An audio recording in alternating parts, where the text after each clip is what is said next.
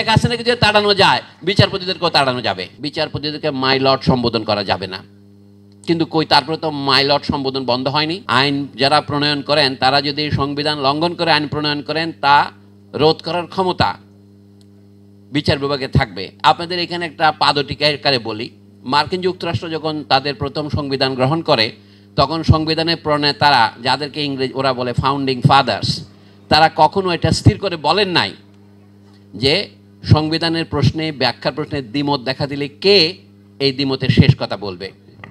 বেশ কিছুদিন পরে মার্কিন যুক্তরাষ্ট্রের প্রধান বিচারপতি মার্শাল যাকে বলতেন, তিনি বলেন এই ব্যাপারে শেষ কথা বলবে বিচার বিভাগ। তাহলে বিচার বিভাগের এই যে অপরিসীম ক্ষমতা দেওয়া হয়েছে, সেই বিচার বিভাগ কিন্তু সরাসরি প্রত্যক্ষভাবে নির্বাচিত নয়। আমাদের এই প্রশ্নগুলো এখন আলোচনার মধ্যে ওঠে নাই। আমরা শুধু বলছি বিচার বিভাগ এখন প্রশাসনের কর্তৃত্বে চলে আসে, ফলে জনগণের স্বাধীনতা রক্ষা করার যেটা শেষ গ্যারান্টি সেটাও থাকে না।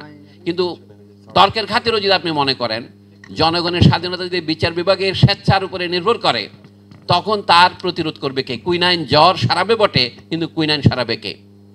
সংবিধানের প্রশ্নে মূল প্রশ্ন হচ্ছে এই দুটোই, একজন বিচার এবং নির্বাহী বিভাগের পরস্পরের সম্পর্ক কেমন হবে। যদি সমস্ত জিনিসটাই নির্বাচন ভিত্তিক হয়, তাহলে আইনসভা বা গণপরিষদ সমস্ত ক্ষমতার ভিত্তি হবে, কারণ গণপরিষদ সরাসরি জনগণের ভোটে নির্বাচিত।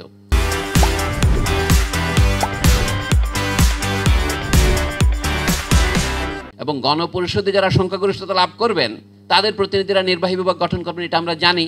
কিন্তু বিচার বিভাগটা কিন্তু প্রশ্ন সাপেক্ষ রয়ে গেছে। এইটা আমরা যেই দিক থেকে নিয়ে থাকি না কেন, ব্রিটিশ ঐতিহ্য থেকে নিয়ে থাকি না অথবা আমেরিকানদের কাছ থেকে নিয়ে থাকি না কেন, সেখানে এক ধরনের বিচার বিভাগের স্বৈরতন্ত্র এখনও কিন্তু কায়েম মোকাম আছে। কোথায়? সংবিধানে লেখা থাকুক আর না থাকুক, প্রথা হিসেবে আছে। যেমন বহু আগেই বাংলাদেশে নিষিদ্ধ করা হয়েছে 1982 সনের দিকে যে বিচারপতিদেরকে মাই লর্ড সম্বোধন করা যাবে না, কিন্তু কই তারপরে তো মাই লর্ড সম্বোধন বন্ধ হয়নি। আমি একটা সুন্দর উদাহরণ দিচ্ছি, আমাদের ব্যবহারে থেকে বোঝা যায়। হ্যাঁ, বিচারপতিরা যে চাচ্ছে সেইটা বিচারপতিদেরকে বন্ধ করতে একমাত্র 5ই আগস্টের অভ্যুত্থান যারা করেছে তারাই পারে। কারণ শেখ হাসিনাকে যদি তাড়ানো যায়, বিচারপতিদেরকেও তাড়ানো যাবে।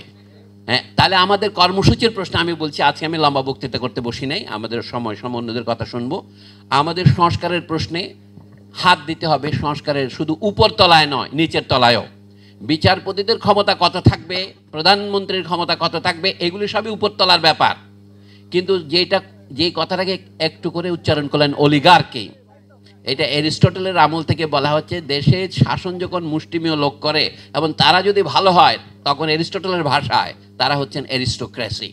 তারা যখন অসৎ এবং দুর্নীতিপরায়ণ হন, ক্রোনি হন, তখন তাদের বলে অলিগার্কি, মানে কয়েকজন লোক করে। এটা সত্য যে কোনো একজন লোকের পক্ষে স্বৈরতন্ত্র প্রতিষ্ঠা করা সম্ভব নয়।